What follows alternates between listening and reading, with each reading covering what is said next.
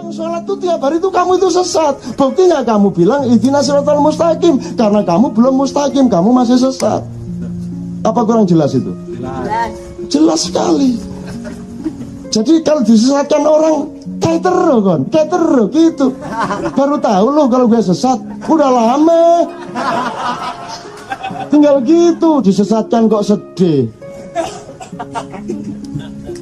Terus Anda dihalalkan darahnya kan gitu kan? Ada yang ini halal darahnya. Dan itu saya ingin memberi peringatan kepada semua orang yang mengatakan ini halal darahnya, ini halal darah itu artinya pantas dibunuh. Saya ingin memberi peringatan kepada mereka. Kapan kamu laksanakan itu? Kalau kamu ngomong terus berpuluh-puluh tahun tanpa satu pun kamu bunuh, Allah marah kepadamu. Kabura maqtan indallahi an taqulu ma la taf'alun. Dosa besar bagi orang yang mengatakan sesuatu yang dia tidak lakukan. Jadi mulai hari ini mapping berapa jumlah orang DKI yang halal darahnya, alamatnya dicari, jumlahnya berapa, seluruh Indonesia berapa, di set up, di program, kira-kira butuh berapa puluh tahun untuk membunuh 235 juta orang yang halal darahnya. Iya Mas. Lagi bendino ngomong halal darahnya gak dipaten-pateni. Gimana sih Mas? Ya, kalau memang kamu tidak mampu melaksanakan, mbok meneng cangkemmu iku menengo. Oh ya gak kau lakoni lho, kate lapo sih? Awas yang dipateni tenang wis. Iki lho ana wong Kristen akeh ndek KCI ya dipateni. Ojo meneh Kristen Islam kene akeh sing halal darah ya. Ana sing sembayange iku gak cocok kalau ngene iki. Sing dirijine gak ono iku mang. Gitu loh. Sing bid'ah sambrek wis kari dipateni. Kan yang bener kan cuman mereka. Gitu? Kita semua kan gak bener lah ya wis nang wis. Nah sekarang untuk membunuh itu kan harus ada teknologinya, mau apa, pistol, mau santet, mau apa lah, diprogram dong, diprogram, gitu loh, nang wes. Setelah itu kan hilang toh problem Indonesia, selesai toh, karena sudah tidak ada penduduknya.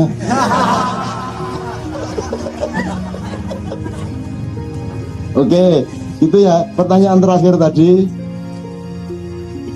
yang Malin Kundang tadi, ya. Yang kedua apa yang terakhir? Yang Malin Kundang ya itu benar-benar salah, tapi itu semua asalkan pendidikan berpikirnya benar, jadi ya ora masalah toh Mas. Wong anak kita kan sudah cerdas-cerdas.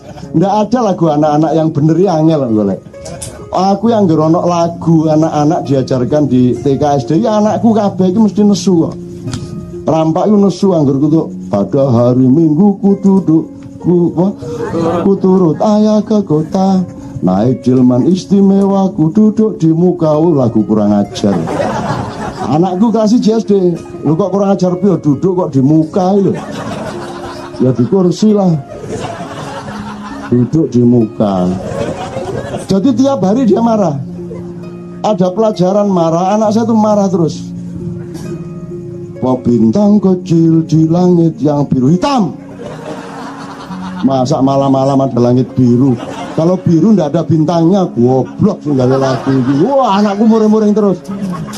Wes hampir semua lagu Mas. Po ami-ami belalang kupu-kupu, siang makan nasi kalau malam mimik cucu. Anaknya sopo ini? Wah mbadok sego nek bengi ngombe susu itu loh.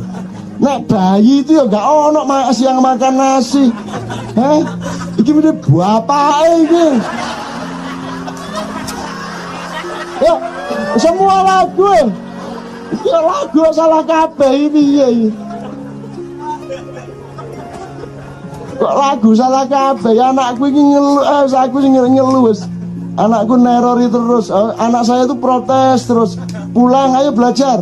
Pokoknya datang sekolah langsung menata besok pelajarannya apa, PR-nya dikerjakan, sekarang belajar yang besok dipelajari. Dia belajar tapi sambil marah-marah. Baca gini dibaca keras-keras. Ini ya iyalah. Ini ya iya mesti aja. Ini ya tahulah. Gini. Emang nggak gitu ya mesti aja gitu. Jadi setiap kalimat tuh digituin, ya mesti aja. Gini aja kok jadi pelajaran. Mate aku, aduh ya Allah anakku. Saya protes bahasa Inggris itu asal usulnya nomor 2 dari Erik, tapi sebenarnya dari anak saya yang kelas 1 SMP. Dia sudah belajar bahasa Korea. Bagi dia lebih rasional bahasa Korea daripada bahasa Inggris. Terus dia sekarang belajar bahasa Turki. Karena dia terus kritis sama bahasa Inggris. Dia perfect bahasa Inggrisnya. Sudah TOEFL tinggi loh, sudah, menurut Sabrang lah ya. Itu sudah bahasa Inggris sangat bagus. Tandanya kalau saya adalah bahwa anak saya bahasa Inggrisnya bagus yang kelas 1 SMP, karena dia sudah betul-betul marah kalau mendengar saya berbahasa Inggris. Kalau dulu masih udah nggak usah gitu, sekarang ayah nggak usah bahasa Inggris, jelek. Ya wes. Jadi sekarang saya betul-betul nggak punya kepercayaan diri untuk berbicara bahasa Inggris di depan anak saya. Mangkel aku, jobol. Welek. Wes, anak saya kelas 1 SMP udah bagus bahasanya, dan saya betul-betul dilarang. Kemarin tuh saya masih coba sekali-sekali sak kata 2 kata, please gitu kan. Ya nggak usah bahasa Inggris, jelek. Waduh, yo. Bisa kamu coro Jawa karaku, ya jangan coro Jawa aku ya ra iso deh ngomong ini. Nah, gitu teman sekalian. Jadi memang bukan kita tidak punya riwayat, Dek, menurut saya, tapi cara berpikir kita ketika mengidentifikasi dongeng-dongeng atau juga menentukan pahlawan-pahlawan kan banyak keliru, Dek. Sekarang jangankan yang Diponegoro sama Bung Tomo, pahlawan kita hari ini aja keliru-keliru kita. Sekarang Anda tuh nggak jelas kok Bung Karno itu pahlawan apa bukan. Bung Karno itu baik apa buruk? Racetto. Pak Harto, ayo. Nggak jelas toh? Nggak jelas. Kita pandangan kita mengenai tokoh-tokoh yang sekarang itu nggak jelas kok. Nggak jelas. Mana Orba, mana reformis saja nggak jelas, Pak. Dulu saya bikin komite reformasi untuk embrio MPRS karena Soeharto turun, Habibie turun, MPR bubar, DPR bubar. Kita bikin komite reformasi 45 orang dari Gus Dur sampai tokoh reformis yang lain. Dari 45 orang itu ada 3 orang Orba, yang karena kita ini akselerasi dan transformasi, kita tidak boleh seperti kudeta. Maka tetap ada 3 orang Orba yang kita libatkan, yaitu Soeharto, Wiranto, Akbar Tanjung, gitu kan? Jadi ditolak komite reformasi ini gagal pada tanggal 20 Mei 1998, ditolak terutama oleh Pak Amin Rais karena ada 3 orang Orba.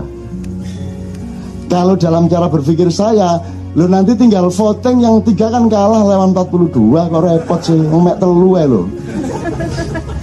Padune rawani depan karo Pak Harto gitu kan. Akhirnya gagal, akhirnya Habibie turun, nggak jadi reformasi toh, Habibie naik kok. Lo reformasi kok presidennya mudun, wakil presidennya munggah, lah podo ae. Kudu reformasi kurang matul jenenge.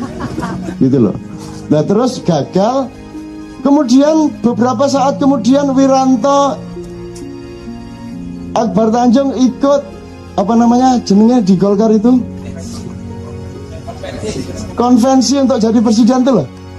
Lo jare Orla dulu ditolak, sekarang mau diangkat jadi presiden. Racetoy. Jadi sekarang pun tidak jelas, Mas, ukuran-ukurannya. Ya sudah, mau bagaimana kita tidak jelas kok. Maka di KC ini harus jelas. Anda tidak bisa main musik jazz kalau tidak bisa main musik konvensional dulu. Betul enggak? Yang konvensi ngerti dulu, do re mi fa sol ngerti dulu, Arab baku ngerti dulu, Jawa baku ngerti dulu, ini dulu ngerti, baru jazz. Iki reformasi ngejazz, mencolot tiba-tiba jazz. Bahkan Republik Indonesia tiba-tiba jazz. Akhirnya ya jazz jos.